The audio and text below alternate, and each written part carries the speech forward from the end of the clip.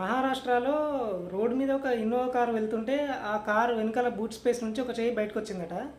ఆ చెయ్యి చూసి అందరూ ఒక్కసారిగా భయపడిపోయారట. ఎందుకంటే అందులో ఉన్నది ఒక శవం అనుకున్నారు అందరూ.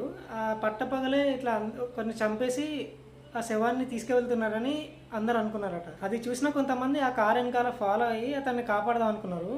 అప్పుడే కారు ఒక ప్లేస్లో ఆగింది. అదొక ల్యాప్టాప్ షోరూము. కార్లో ఉన్న వాళ్ళందరూ బయటికి దిగేశారు.